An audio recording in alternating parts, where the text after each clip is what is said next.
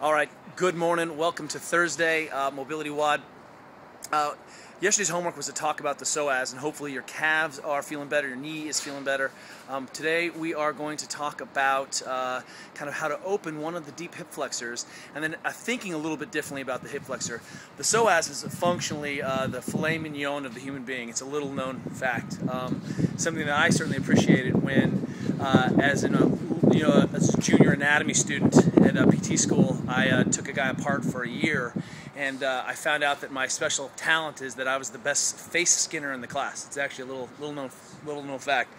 But when I got to the Psoas, I realized that if I ever landed in the Andes and had to eat someone, I would definitely start with the Psoas. I mean, soccer team. So it's an invitation to be on my soccer team. You get into the position.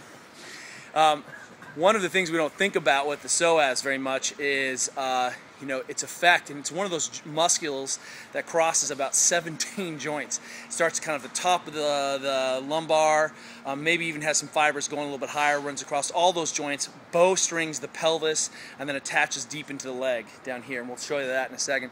But if you're awesome, you have this sort of hip range of motion, and that requires a great deal of Psoas integrity, or lack of Psoas integrity, depending how you look at it. But what I want to show you today is one of the stretches that, for kind of hitting this Psoas piece, that Adrian loves very much, and so I give full credit to him. Basically, we're always going to try to mobilize not a muscle, but we're always mobilizing a movement. So don't get caught in the fact that we may be biasing a particular structure. Unless I'm pushing on that structure, I'm not really going to have full access to it. I'm going to be catching anything that's tight in that range, which is an important distinction, because we don't really care about what's tight, we care about what's restricting the movement. So if I get myself into the right movement, then I will always be kind of catching the physiologic pieces that are limiting that movement. And so in this case, we know that we can bias the Psoas a little bit, but we're still going to mobilize everything that's short. So one way that I want you guys to start thinking about the Psoas as a little bit different before we show the mobilization is this. The Psoas is one of your big hip flexors, and that's typically how we describe it. Attaches on the inside of the pelvis here, kind of on the inside of the femur, runs across the pelvic bowl. And then you have some, iliacus that blends. It's kind of an ilio-psoas complex. You've done your research on what I'm talking about, but it really starts kind of the bottom of the rib cage and then blends.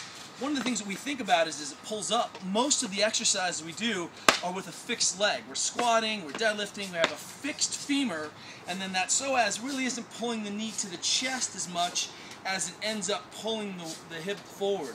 When we do glute ham sit-ups, we definitely want to make sure that we're firing the quads so that we use the quads to pull the pelvis and then let the abs be in an isometric position. One of the things that happens is that when we lose hip flexion, and the reason we worked on that hip flexion is that if you're rigid in the hips, then you're stopping by the kind of the hip getting tight, and then the Psoas works to go ahead and bridge the distance, and we end up in this position.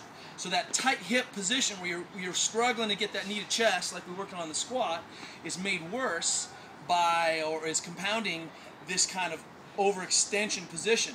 And what happens is the Psoas doesn't attach to the hip bones, it attaches to the spine. So as it pulls to create tension in that distance or to close kind of ultimately spine complex, it always overextends the athlete a little bit, and then it tends to get a little bit short. So that's one of the reasons we look at hip flexion when we know we're actually having back problems that we want to create.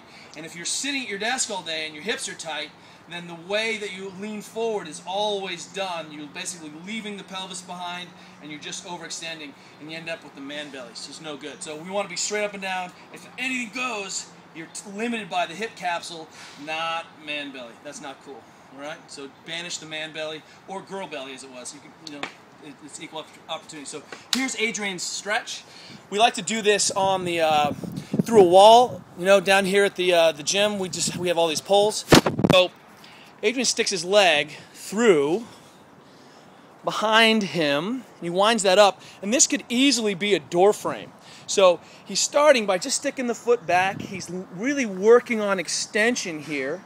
And so that's hip extension. He's as far as he can, and Adrian's a little bit of a circus monkey of a human being. But what I want you to notice is that he bridges his back, and he's still remaining flat here as a rigid kind of integrated piece, and he's bridging this whole system off the fulcruming off the pole, and he ends up stretching the bias in the front of the hip here.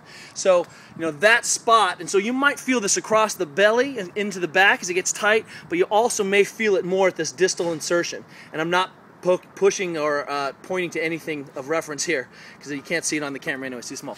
So the idea here is that he's leveraging, and that's the key that makes this work. So he's in this kind of extended position, he's leveraging, and then he's taking his arm up over his head to really wind up and bias the tissue. If this arm comes down, he doesn't get the kind of same level of commitment of the stretch. That's it. I want you to try to accumulate 4 minutes to both sides. That's an 8-minute piece, and then you have 2 minutes to try to go do something else that you know you suck at. So it's a 10-minute WOD today, 4 minutes each side, hanging out.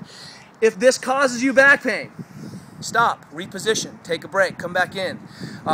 Your face shouldn't go numb, your legs shouldn't tingle, but this is a big important one. We'll come back to it, but this is where we're going to get started, okay? Great.